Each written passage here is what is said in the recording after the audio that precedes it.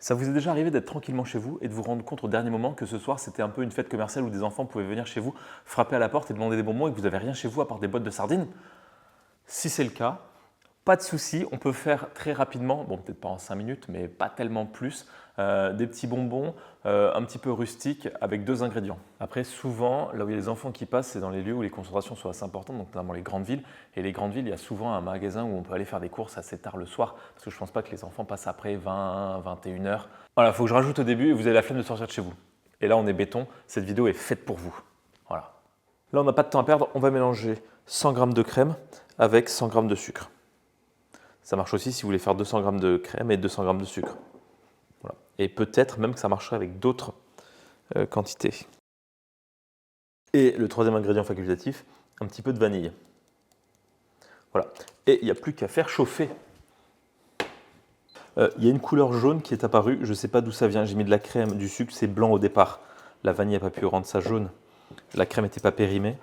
Peut-être c'est les tout début de caramel, je ne sais pas. Je vais mettre un petit peu de sel quand même pour faire genre caramel beurre salé. Donc là, ça commence à prendre une couleur un peu plus caramel. Voilà, plus qu'à attendre que ce soit vraiment caramel. Là, on est vraiment pas loin. Je ne veux pas que ce soit tellement plus caramel que ça. Je pense que là, je remue une dernière fois et on va mettre à refroidir. Et on passe à côté. Si vous êtes dans un quartier où vous savez qu'il y a beaucoup d'enfants qui vont passer, augmentez les proportions. Hein, parce que là, ça va être sympa pour peut-être 2-3 groupes, pas plus. Et encore, ils vont se regarder. Ils vont dire « Ah, mais vous n'avez pas de Haribo, machin ?» Oui, bah non. Déjà bien que j'ai quelque chose. Hein, ça m'a l'air encore un petit peu trop liquide. Sur les bords, ça va. Pour faire un peu plus Halloween, j'ai une petite porcelaine et est-ce que je peux pas emporte-piécer pour faire ce côté un petit peu bouche sans dents. Voilà. Où on ne sait pas ce que c'est, mais en tout cas, ça fait un peu bizarre. C'est Halloween, autant faire des bonbons moches. Là, moi, là, c'est l'équivalent de quelqu'un en restaurant qu'on lui dit « Attention, là, c'était chaude. » Non, c'est bon, je peux la toucher. Sur un malentendu, c'est presque sympa. Hein. Et donc, il y en a qui prennent les bonbons et qui veulent déverrouiller mon téléphone, ils ont toutes mes empreintes. Et je m'excuse auprès des vrais confiseurs qui font des vrais bonbons. Mais là, vous aurez bien compris que c'est des trucs de crise pour pallier à un problème. Voilà. Et parce que j'ai pas non plus tout qui va bien, on va les emballer dans du papier sulfurisé. Ce qui est bien, c'est que la couleur de l'emballage est quasiment la même que la couleur du bonbon. Et voilà. Comme quoi, hein. C'est bien parce que là, quand on tire, vu que j'ai fait pas dans le bon sens, ça s'ouvre pas.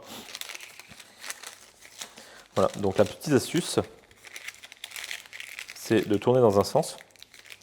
Par exemple, là, on va dire sens horaire. Et dans le sens anti-horaire. Comme ça, quand on tire, ça s'ouvre. Enfin, si vous faites dans le même sens à chaque fois, ça ne s'ouvrira pas. Voilà. Et vu que je m'en fiche de la facilité d'ouverture des bonbons à la dernière étape, je vais faire au plus simple, c'est-à-dire à chaque fois dans le sens horaire. Comme ça, mince. Franchement, sur un malentendu, ça passe. Hein. T'en penses quoi, je sais pas. Mais c'est vraiment dommage parce qu'on veut tirer mais ça se tourne pas. Mais super. C'est que la texture c'est entre le Werther's Originals là et le carambar. Ça colle aux dents et ça met du temps à être mangé. Il y a le goût de vanille, de caramel, un peu gras. On aime beaucoup. Un bonbon en 2 ingrédients et en 20 minutes. Voilà, en situation de crise ça peut être pas mal. Si vous voulez quelque chose qui fasse un peu plus peur, un gâteau qui fait peur, à part quelque chose de vraiment périmé ou avec des animaux morts étranglés ou des morceaux de cervelle dedans, bon, c'est pas parce qu'il y a une araignée dessinée dessus que ça va vraiment faire peur. Après, voilà. Sinon, si vous voulez faire peur aux enfants qui vous donnent des bonbons, dites-leur ce qui va passer s'ils en mangent trop. Déjà, c'est pas mal. Si on rentre dans les détails, ça peut être très très bien pour faire peur. Vous achetez une petite blouse, un petit truc comme ça, vous montrez des photos. Des vraies photos, il n'y a pas besoin d'aller chercher loin, parler de sorcières pour faire peur. Hein. Voilà.